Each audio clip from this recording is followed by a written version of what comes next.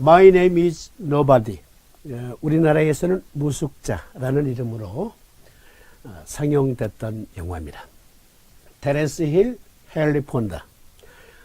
여기에서 헨리 폰다는 전설의 보안관, 미 서부 개척 시대에, 그러니까 OK 목장의 결투의 실존 인물 와이엇 어프라는 보안관으로 여기 나옵니다. 어쨌든 여기 보시니까 고기 잡는 법이 나오는데 730회 저혈압과 고혈압에 따른 경축통과 요통, 도익 부분의 출처를 밝히고 영화 마이 네임 이즈 노바디에서 주인공이 물고기를 기절시켜 잡는 장면을 인용하여 삽입하였으나 유튜브에서 저작권 문제가 지적되어 부득불 인용 삽입한 앞부분의 영상을 삭제하고 재업로드함을 양해 바랍니다. 낚시로 잡는 법도 있고 그물로 잡는 방법도 있는데요. 이 영화 초반부에 나오는 이 장면은 고기를 기절시켜서 잡는 방법입니다. 어떤 분들이 최근에 이른바 뇌의 오작동과 관련된 말씀을 제게 주셨는데 치료 방법은 여러 가지가 있어요. 사람이 아플 때 치료하는 방법은 여러 가지가 있습니다. 예를 들어서 어떤 사람이 왼쪽 옆구리, 허리가 아파요. 옆구리와 허리 쪽으로. 그러면 오른쪽 동일한 장소를 쫙 갑자기 때리면 그러면 이쪽 통증이 순간 감소됩니다. 그걸 가리켜 뇌를 속이는 요법이다 그러는데요. 더 쉽게 말씀드리면 오른쪽 손목이 아파요. 그러면 왼쪽 손목을 내가 아닌 다른 사람이 쫙 자극을 주면 그러면 뇌는 이쪽 오른쪽 손목이 아팠던 것을 감지하고 계속 복구 시스템을 발휘하다 보니까 통증이 나타난 건데 왼쪽 손목을 강하게 자극을 하면 뇌가 순간적으로 이거 새로운 병이야. 그래서 여기에 집중합니다. 그러면 일시적으로 오른쪽 손목이 통증이 감소됩니다. 예를 들어서 어떤 한의원이 3층이에요. 3층. 그런데 이러한 원리, 뇌를 속이는 요법으로 응급처치를 했어요. 응급처치 할 수 있잖아요. 사람이 아프니까 우선 당장에 고통을 덜어드리자.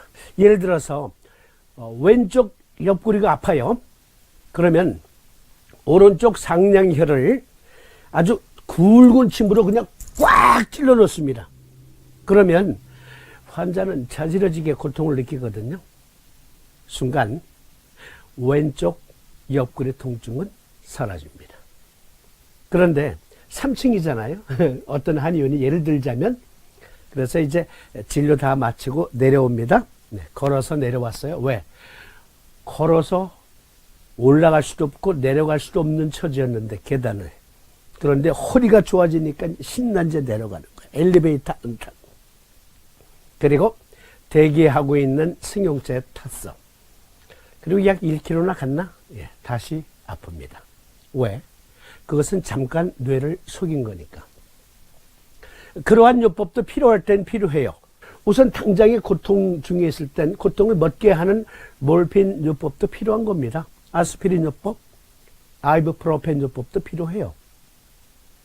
그러나 우리는 근본적인 치료를 지향합니다.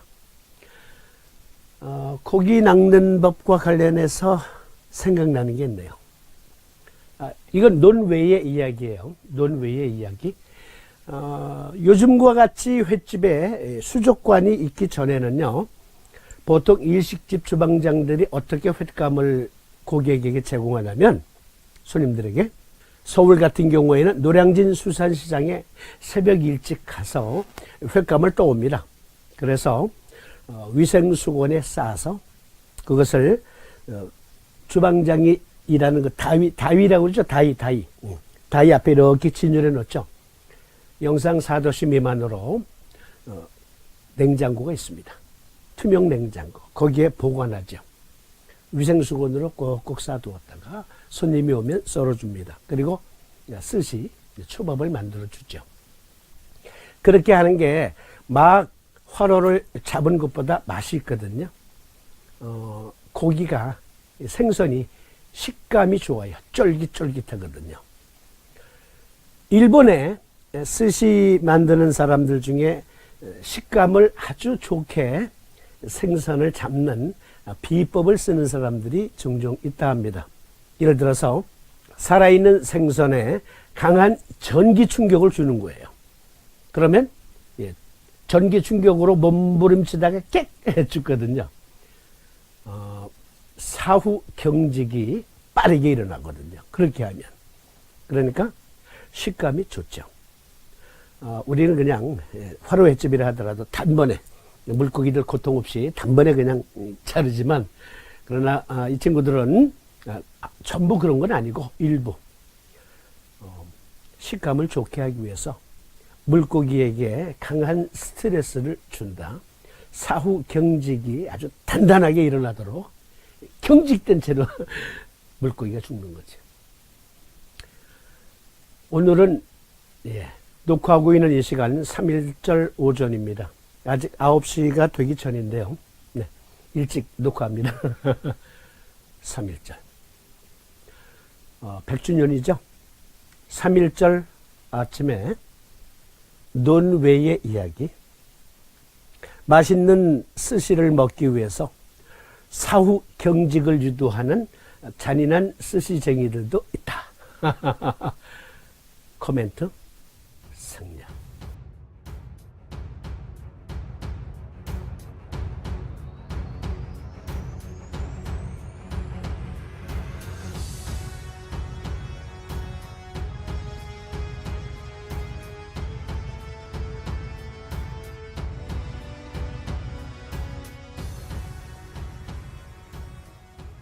오늘은 삼도인 침구요결 제28장 요통문에 집대성 삼경 주석에서 어떻게 해석했는지 삼침을 심층 분석해보는 시간.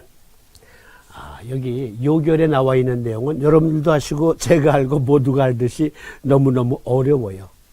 여기에서 그 어려운 삼도인의 암호, 그거를 풀어보는 시간. 심화 과정이요. 유튜브에는 삼침법 TV. 먼저 항적 여추서부터 살펴보도록 하겠습니다. 그러니까 지난번까지 말씀드린 내용은 이것을 보다 쉽게 이해할 수 있도록 하기 위해서 여러분들에게 총론을 말씀드린 건데요. 겹치는 내용이 조금 있을 수 있어요. 그러나 겹치는 내용이라 하더라도 어떤 분들한테는 들으면 들을수록 어려워 그러실 수 있어요. 고수 여러분들, 저거 몇 번 들은 이야기인데 피드백 도움이 되어 환자 진료에. 항적 여추란 무엇입니까? 총론에서 살폈지만 목과 등성마루뼈가 쇠 덩어리를 속에 넣고 내려 누르는 것 같은 증. 다음 성인지라 통곡과 협결을 보하고 성량과 규음을 사한다. 잠깐만. 송신기 오케이. 수신기 오케이. 캠코더 카메라 오케이. 아유, 혼자 하다 보면은 실수를 많이 하기 때문에 확인해야 돼. 자, 이 그림 보세요. 척추, 경추서부터 천골에 이르기까지 스파이널 코드가 있잖아요. 그 스파이널 코드에서 특히 경추 부분의 디스크와 관련된 질환을 다루고 있습니다. 또는 반드시 추간판 탈출증이 아니더라도 경추 부분에서 일어난 통증을 다루고 있습니다. 그러면 여기에는 어떠한 뜻이 들어있을까요? 심층 분석해 보십시다. 차주의 견증이 나타난 항적 여추는 저울의 추 또는 목수들이 수평을 잡을 때 사용하는 추와 같은 무거운 쇳덩어리로 찍어 누르는 듯한 날카로운 통증을 가리키는 것으로, 임상병리학적으로 볼 때 상의 우측 그림과 같이 뇌로 흐르는 척추 신경이 찢어지거나 협착 등의 경추 디스크 또는 이곳의 혈액 흐름이 미약하여 국소적 빈혈 상태로 인한 무거운 통증, 고혈압과 같이 역류하는 혈류 과다로 인한 척추신경 압박 등으로 인한 경추통이 견증과 같은 증으로 분류할 수 있다. 여기 그림 잘 봐주세요. 여기 경추의 스파이널 코드, 그곳에 지금 여러 원인들이 있겠지만 압박을 받는 거예요. 신경이 압박을 받고 고혈압으로도 이런 형태가 올 수 있고요. 또 그 외에 여러 가지 요인들이 있어요. 혈류 과다 등등 여러 경우의 수를 살펴야 됩니다. 그런데 말씀드렸듯이 저도 예전에는 몰랐는데 예전엔 미처 몰랐어요. 그리고 알지 못하던 때에는 이렇게 이해했습니다. 책에 이렇게 기록되어 있어요. 브라브라브라 한 다음에 따라서 도인이 제시한 다음 상인지라 통곡 협계를 부하고 상량 규음을 사한다 예수의 다음 상이란 문자 그대로 다음 즉 쓸개의 염증인 담낭염이나 담석증 등의 장기 자체의 증상이 아니다. 만약 쓸개 자체의 증상이라면 극심한 복통이 나타나며 항척 여추의 증상은 발생하지 않기 때문이다 라고 말했는데 발전된 연구를 통해서 보니까 그게 아니었죠. 네, 여기 보니까 담상 쓸개 자체의 문제로도 문제가 생길 수 있어요. 그러니까 우리가 보다 발전적으로 생각하자고요. 발전. 그러니까 먼 나라로 여행을 떠나는 한 주인이 각각의 능력에 따라서 한 사람에게는 5억 원을 맡기고 한 사람에게는 2억 원, 어떤 사람에게는 1억 원을 맡겼어요. 그리고 장사해서 이문 남겨라. 내가 돌아온 후에 너희들이 어떠한 이문을 남겼느냐에 따라서 포상을 할 것이다 고 갔는데 5억 원을 종잣돈으로 받은 사람은 10억 원을 내놓았고 2억 원을 종잣돈으로 받은 사람은 4억 원을, 그런데 1억 원을 종잣돈으로 받은 사람은 기름종이에 꼭꼭 싸두었다가 내놓았다. 우리는 그런 사람이 돼서는 안 돼. 삼심으로 이문을 남겨서 전 세계에 의학자들과 함께 공유할 수 있어야 돼요. 그러기 위해서는 우리가 보다 열심히 노력해야 합니다. 그리고 그런 의미에서 우리가 예전에 잘못 알고 있었다면 그것은 과감히 시정할 줄 알아야 돼요. 내가 알고 있는 것은 잘못된 거였구나. 그걸 시인하는 순간 발전이 이루어집니다. 발전. 요결 두통문에 보면요.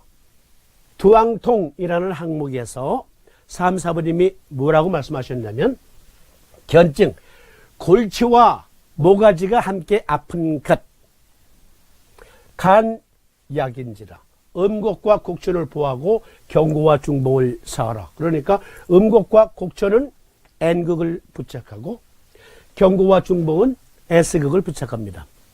보니까 여기 리버, 골블라더, 네, 간과 쓸개 때문에 여기 어깨가 아프고 모가지가 아플 수 있다 그러잖아요. 골치만 아픈 게 아니라.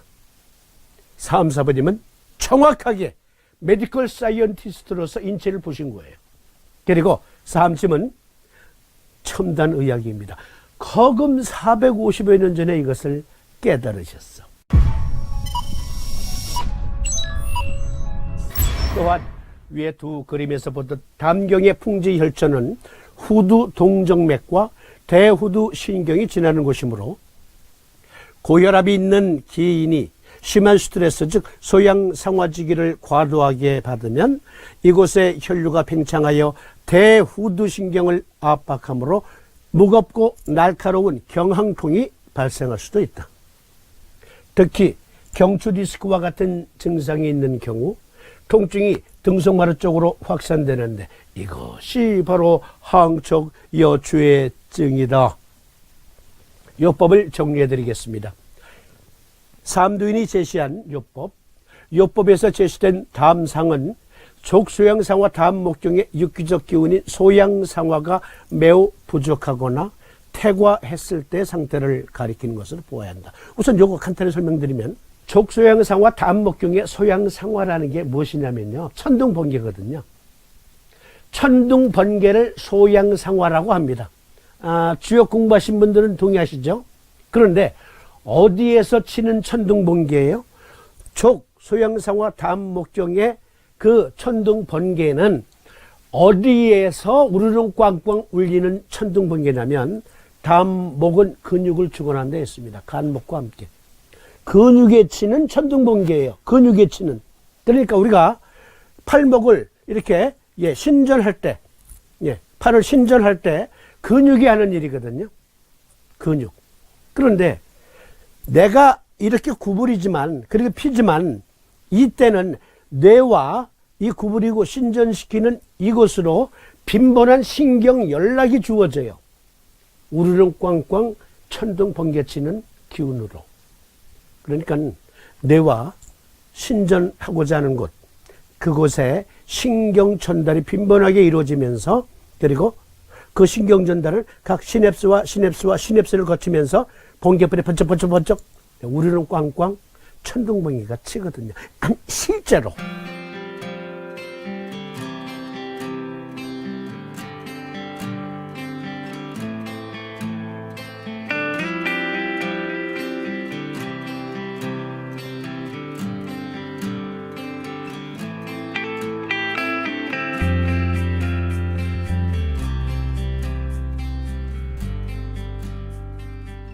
임상병리학적으로 경추의 추간판이 상해 있을 때 신경이 흐르는 곳에 혈류가 적게 흐르는 국소빈혈 상태일 때도 통증이 발생하기도 하며, 소양상화지기가 태과, 즉 천둥번개가 태과해.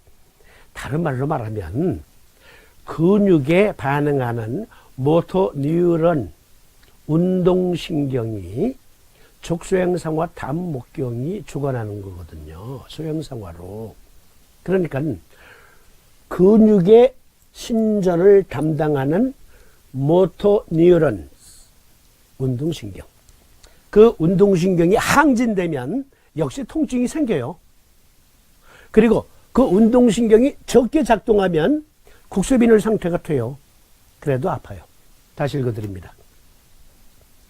소양상화지기가 태과할 때는 신경 또는 손상된 디스크가 압박을 받아 발생하기도 하므로 이때는 증을 잘 살펴 국소빈혈의 직면 다음 전격을 놓고, 소양상화지기의 태과일 때는 다음 성격을 적용해야 한다. 어려워. 다음 성격증인지 전격증인지 내가 어떻게 판단할 수 있겠어? 제가 간단한 방법 알려드릴게요. 자, 초심자 여러분, 저를 봐주세요. 네.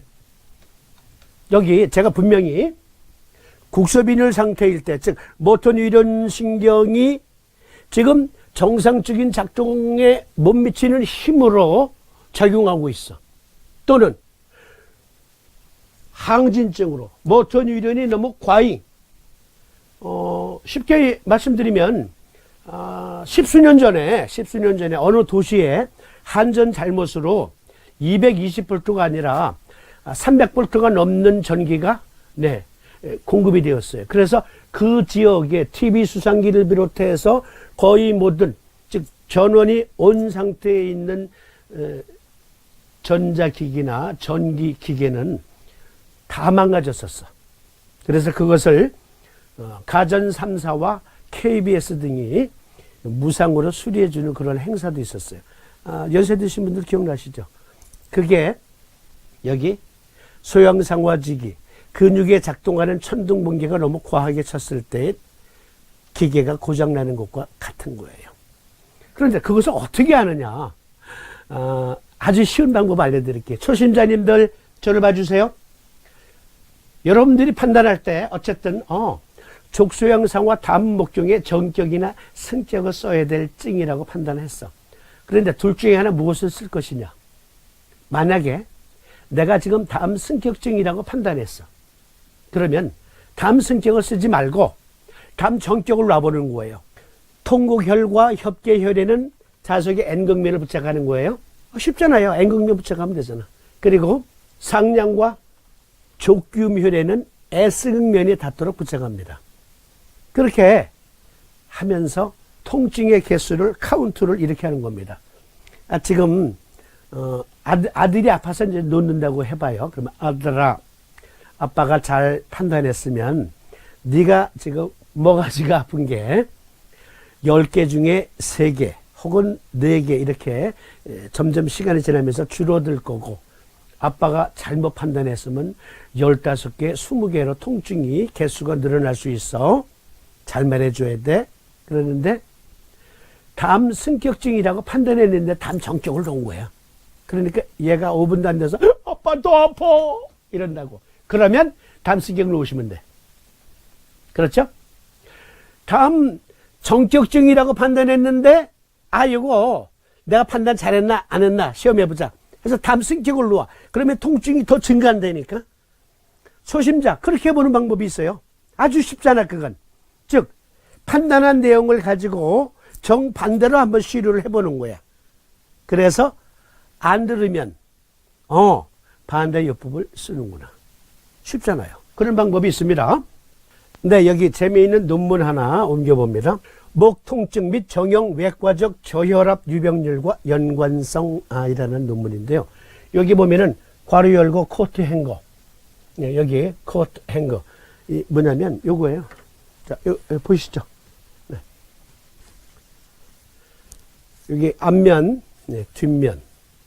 그러니까 요 부분에서의 통증이다 이거예요. 즉 3, 4번님이 말씀하신 항쪽 여추의 통증과 똑같아요. 요 부분이에요. 요 부분의 통증이 저혈압으로도 발생할 수 있느냐 이겁니다. 3, 4번님은 담 정격을 제시하셨잖아요. 그것은 only 하나, 담 정격으로만 이쪽의 통증을 치료할 수 있다가 아니에요. 담 승격증도 있는 거예요. 아니 어떻게 삼도인 침구교길에 일일이 모든 병세를 다 쓸 수가 있냐고. 그건 제자들이 알아서 응용을 해야지. 그렇죠? 그런데 어쨌든 3, 4번님이 말씀하신 항쪽 여추 저혈압으로도 발생할 수 있느냐? 이것은 네이처지 논문이에요. 네이처지 논문. 네이처지 논문의 결론만 인용합니다. 경추 부위 흉부 및 요추의 통증과 저혈압의 유병률이 높았으며 저혈압의 1차적인 자율신경계 장애와 유사한 양성 연관성을 보였다. 그러니까 메타분석적 연구 등등으로 살펴보니까 저혈압 환자들의 항쪽 여추의 증상이 있더라. 담 정격증의 항쪽 여추일 때는 말씀하셨듯이 통곡과 그리고 여기 협계혈의 자석의 N극면 3의 1T 자석이 N극면을 부착합니다. 그리고 S극면을 부착해야 될 자리는 상량혈, 찾기 쉽잖아 이거. 족규음혈도 찾기 쉽고 여기에는 S극을 부착합니다. 그러면 담 승격증의 항쪽 여추도 있을까요? 여기 미국 국립병원의 한 논문을 인용해 봅니다. 경추 척추강직과 고혈압이라는 논문. 케이스 1. 49세 고혈압 여성은 2년 동안 만성 경부통증, 두통, 일시적인 현훈 및 2명의 병력으로 입원하였다. 이 환자의 경우 증상이 매일 1, 2회씩 발생하고 매회 1시간에서 2시간 동안 지속되었다. 고혈압으로 인한 경추 및 척추 강직증이 있구나. 케이스 2번째. 60세 남성은 만성적인 목 경직으로 인한 통증을 10여 년째 호소하고 있었습니다.